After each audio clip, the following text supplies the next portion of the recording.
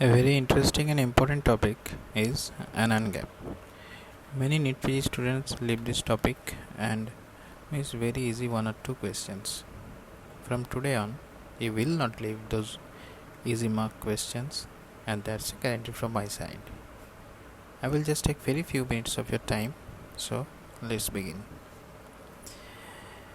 ANION-GAP, or let's say serum anion gap, is AG. Is serum anion gap equal to sodium minus chloride plus bicarbonate.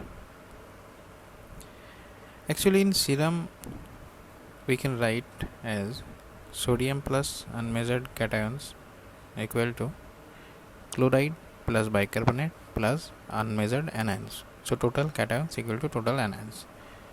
Now sodium minus chloride plus bicarbonate equal to unmeasured anions minus unmeasured cations, and that is SAG.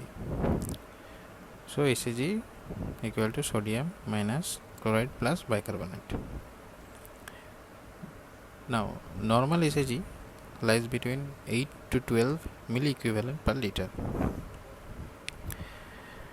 So in which condition we will consider to calculate anion gap as a very important measure for diagnosis, that is metabolic acidosis. In metabolic acidosis, bicarbonate falls. Now hear my words very carefully and attentively.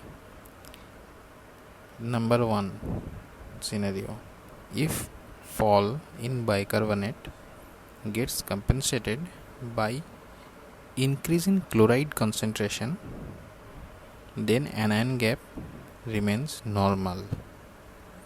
If fall in bicarbonate gets compensated by increase in chloride concentration, then anion gap remains normal. So now you can see sodium minus chloride plus bicarbonate. Here bicarbonate is getting decreased and it is getting compensated by increasing chloride. So from the equation you can see that the anion gap is remaining constant, remaining normal, and that is called normal anion gap metabolic acidosis. And that is, in short form, we can call it as NAGMA. Scenario 2: if fall in bicarbonate gets compensated by other than chloride, means increase in unmeasured anions, then the serum anion gap will increase. That is called high anion gap metabolic acidosis or HAGMA.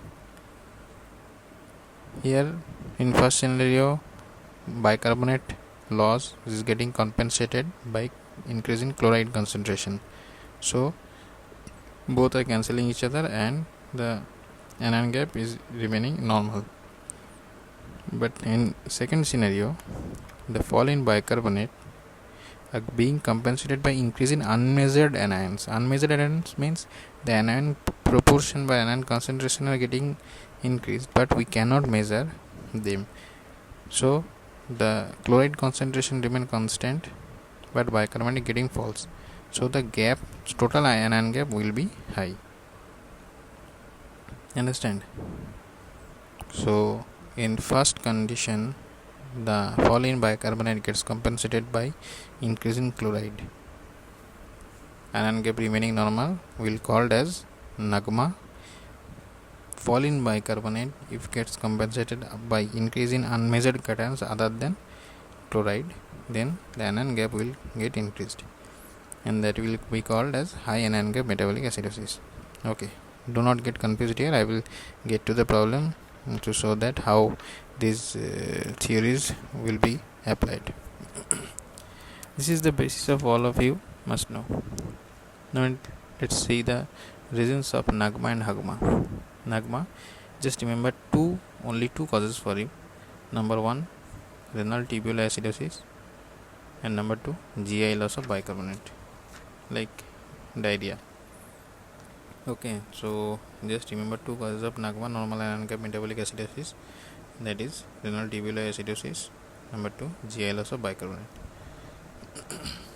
For high ANION-GAP metabolic acidosis, there will be what will be there? There will be unmeasured anions are being increased in high ANION-GAP metabolic acidosis, and the cause will be number 1 ketoacidosis due to diabetes, alcohol, and starvation.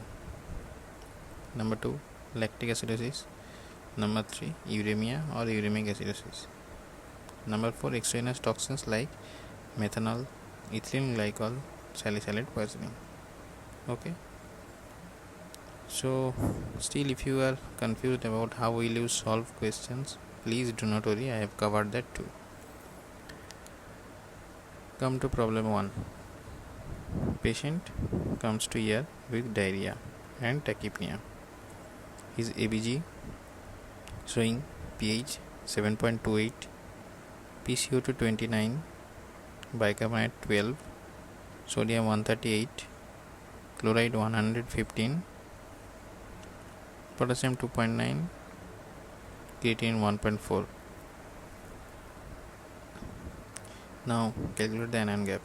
So ANION-GAP will be 138 minus 115 plus 12, that is 138 minus 127 equal to 11.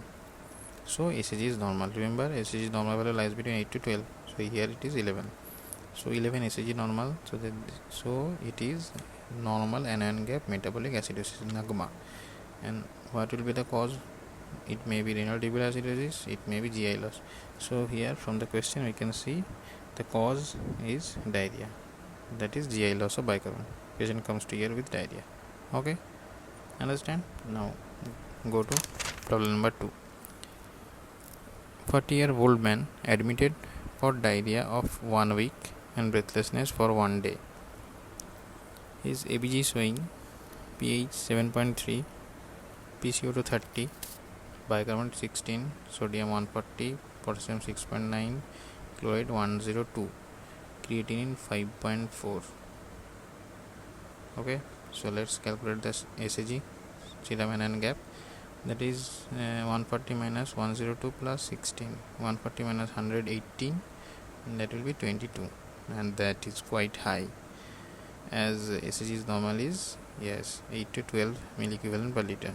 So here the SAG is 22, that is high, so it is high ANION-GAP metabolic acidosis.